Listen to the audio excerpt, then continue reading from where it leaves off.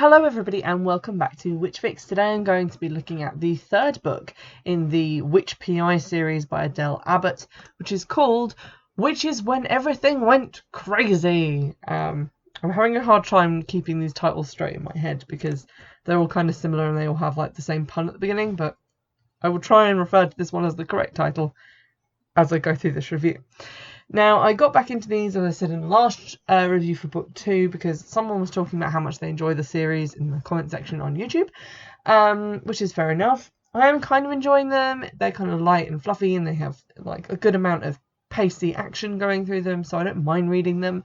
But I did just find out that there are 32 books in the series, and I'm not entirely sure if the series is over yet.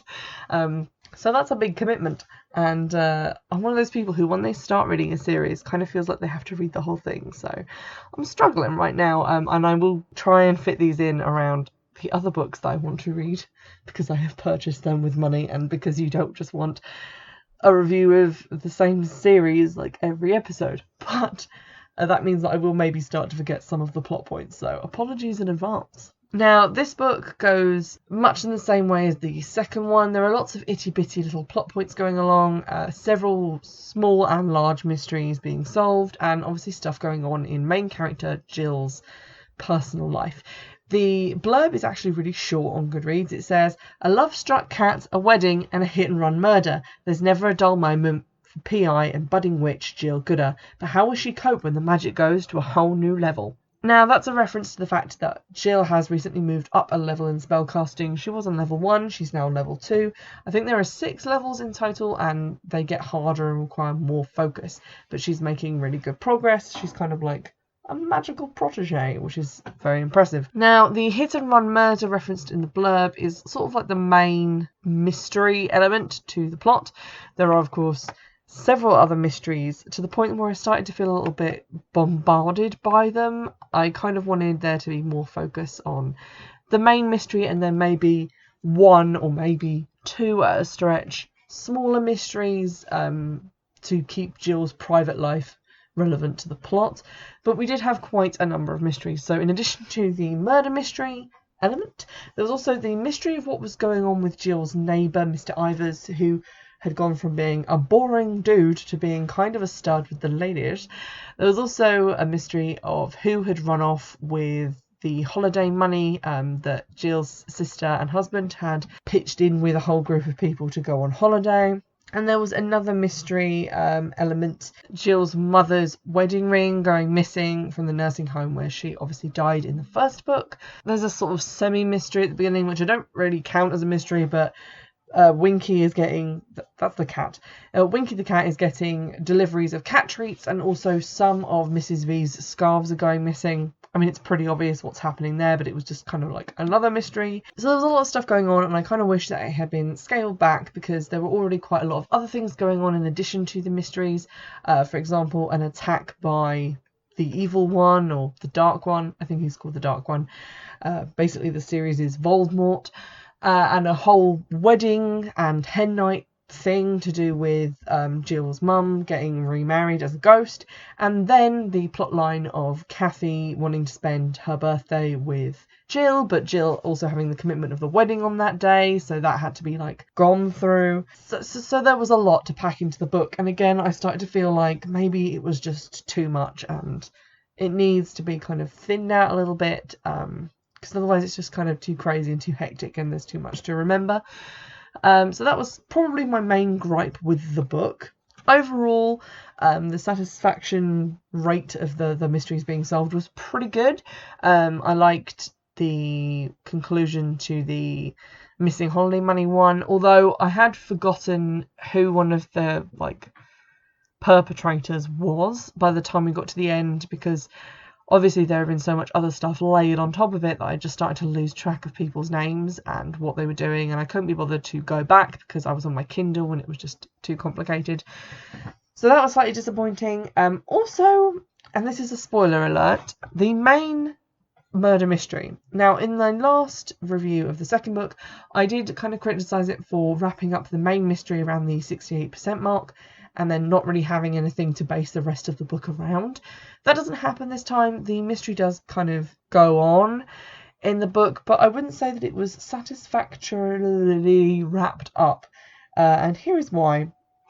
So what basically happens is a lady who is serving as a judge at a dog competition and does so every time they do it, sort of like the local equivalent of Crufts. She is the victim of a hit and run in the street outside her house, and her doctor, who happens to be paying a visit, is there, and he pronounces her at the scene, and she says the name of her son right before she dies. So people, Jill goes into it with the assumption that her 2 kids, who stand to inherit quite a lot of money from her and who didn't want her to change her will in favour of the dog charity, they were the ones responsible for killing her. So Jill goes on to investigate that. It turns out it was neither of those kids, and what actually happened was that a guy who felt that the woman was unfairly biased against pugs had gone to see her to try and change her mind because he felt that his dog was being looked over in the competition. And when he basically tried to bribe her to let his dog go through to the final round or whatever, she reacted very strongly and said that she was going to turn him in, that he'd be disqualified from the competition. And this guy was her doctor, which is why he was actually there.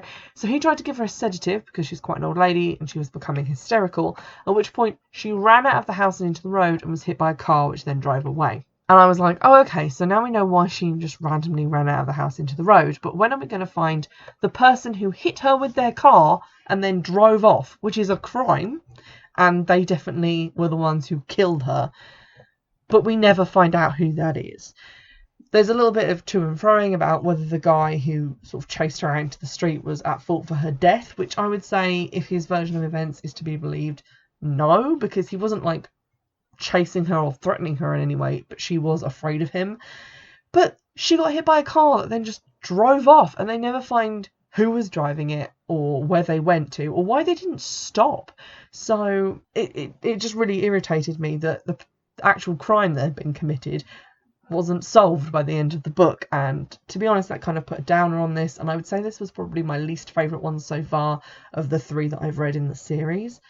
The murder mystery is sort of wrapped up and not really spoken about anymore around the 86% mark, which I would say is a pretty good point in the story for the main case to be wrapped up. But again, what basically happens is it's just Jill talking to her little police detective friend Jack about what's going to happen to the guy, the doctor who chased her out into the street, and then she asks, what about the car?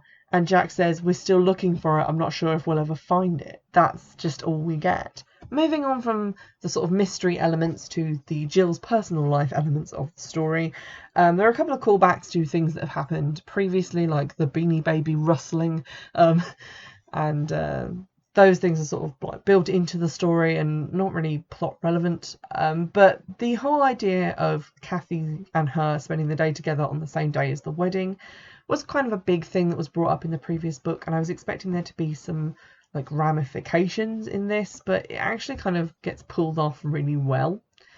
Kathy doesn't suspect anything. There isn't really any moment where Jill is in danger of being discovered. I was slightly confused because I think we were told in the last book that when Jill goes to Candlefield, time doesn't pass in the mortal world. Yet when she disappears, because basically what she's doing is spending the day with Kathy but occasionally going to the toilet, and that's when she teleports herself back to the wedding in Candlefield, not telling anyone there that she's also spending the day with Kathy because she doesn't really want to cause a scene. But when she comes back from that, Kathy is saying, well, where have you been for so long? And I was confused as to how much time was passing, if it was just passing slower or not at all. I couldn't remember how that was meant to work. During all of this switching backwards and forwards and during the wedding, there is an attack by the Dark One. Jill goes to her aunt's house to change into her wedding reception outfit, I guess, and there are 2 followers who hooded cultists who follow the Dark One in the house who run away when she goes in, and then she doesn't mention this to anyone. And for an ostensibly intelligent person, this is the dumbest thing that anyone has ever done, and it kind of annoyed me because Jill seems to be quite a practical character in all other respects.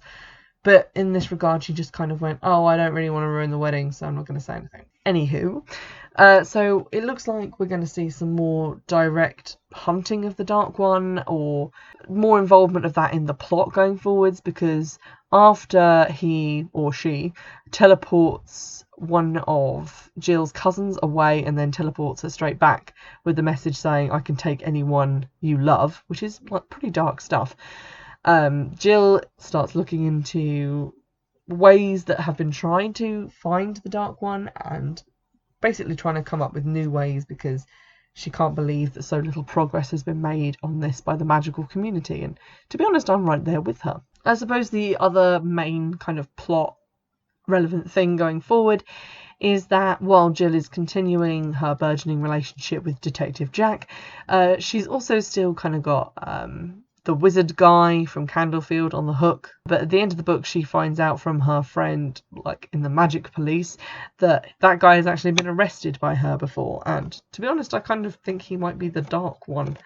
But that would probably be too obvious, so I don't know who the Dark One is. I'm vaguely interested in finding out, which is sort of why I want to read the rest of the series. Again, the tone of the book is quite light-hearted in most respects. There's like humour and jokes and things, and I enjoy about 40% of those. The rest I don't really find that funny. I find them a teeny bit contrived, but the rest of the time I do quite enjoy it.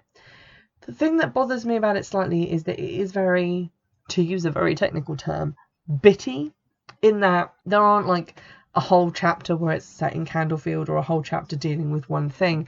There are chapters, but then within the chapters there are sections with page breaks, and the sections are quite short and choppy, and it'll be like Jill at the office having a laugh with Winky the cat about something stupid that the cat's doing, and then talking to Mrs. V about something stupid Mrs. V's doing, and then it'll page break and she's in Candlefield and she's talking to her cousins who are having another hilarious mishap, and then there's a page break and she's back at her office, but now the detective has come to see her and it's 2 days later than it was a couple of seconds ago.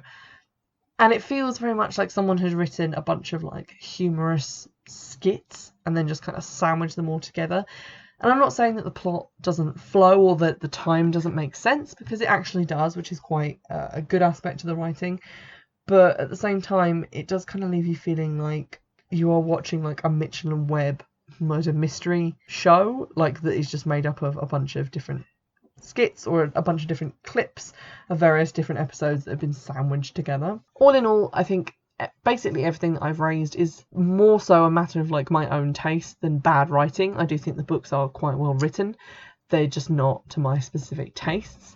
So I am kind of enjoying them. I'm enjoying elements of the plot, but I wouldn't say that they were going to be my favourite thing ever. I suppose the only thing that did annoy me slightly was the fact that since the first one, we haven't really had a murder mystery that has been solved satisfyingly enough for me.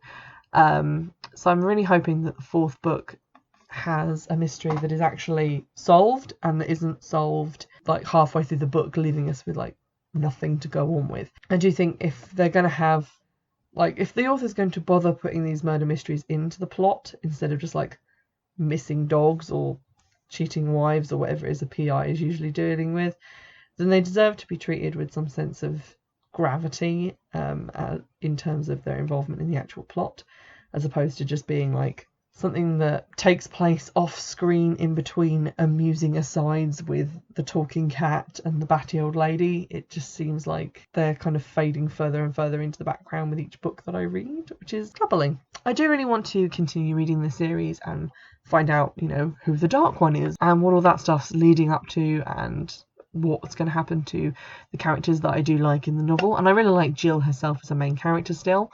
I'm slightly put off by there being 32 books in the series, because I honestly don't know what could keep it going for so long.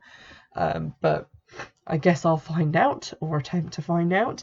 I think the next instalments for it are on the Amazon wishlist, so if you'd like to go ahead and purchase some of those, that would be great. And you can, of course, let me know what you think of the series, and if you'd like to see more episodes about that series in the comments section on YouTube, or by contacting me via Twitter or email, which is in the description box of this episode. Don't forget you can also donate to the Patreon, and that they were usually real-time videos of me on Saturdays, which go up on YouTube as well. So if you're just listening over on Castbox, go check those out on YouTube for just some fun witchy content. And in the meantime, I'll see you in the next episode. Bye!